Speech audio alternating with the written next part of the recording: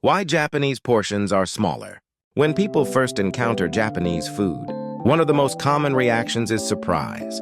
The portions often look small, the plates seem modest, and the meal may appear unfinished at first glance. Many people quietly wonder, is this really enough? But after eating, something unexpected often happens.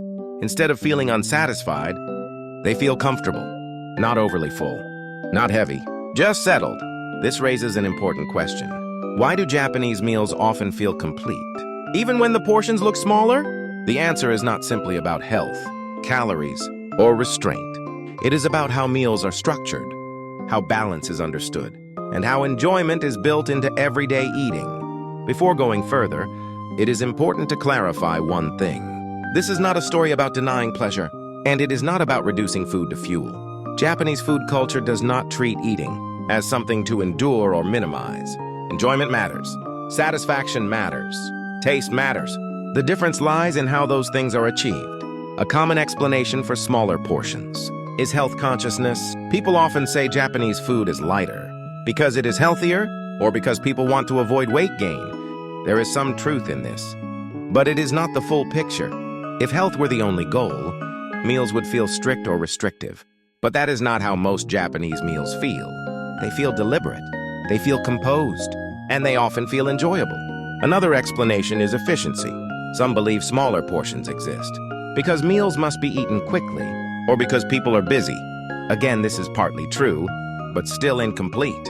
Speed alone does not explain why meals feel emotionally satisfying.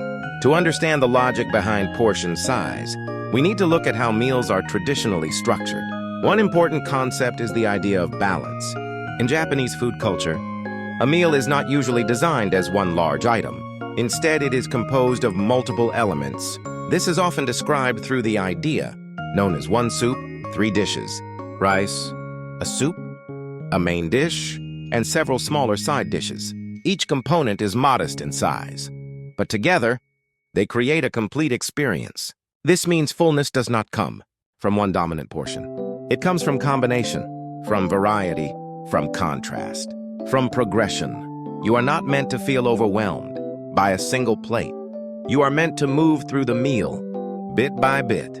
This structure naturally leads to smaller individual portions, not because less is valued, but because balance is.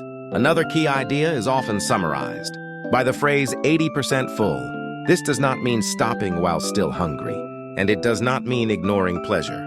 It means finishing a meal at a point where the body feels satisfied, but still light. Importantly, this idea includes the moment after eating. How do you feel 10 minutes later? Can you stand up easily? Can you continue your day without discomfort?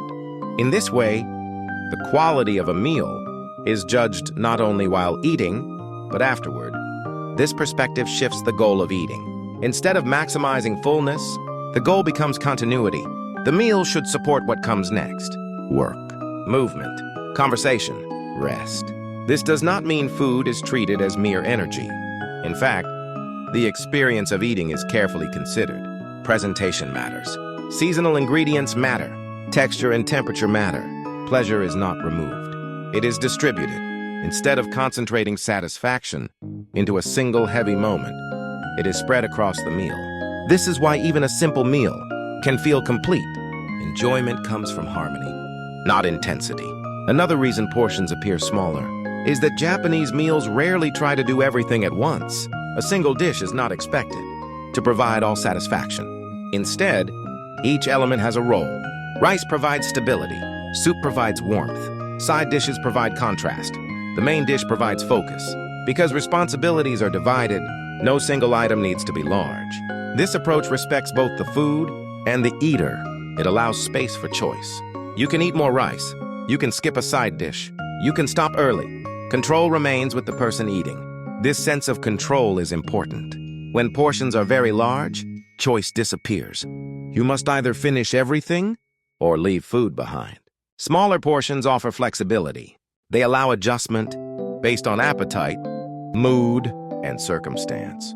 This flexibility is also visible in everyday food outside the home. Convenience store meals, bento boxes, and onigiri follow the same logic. Items are often sold individually. They are designed to be combined. You decide how much you need. One onigiri might be enough. Two might replace a meal. Three might be too much. The system does not force an answer. This connects directly to the idea of balance. Food is not imposed. It is assembled.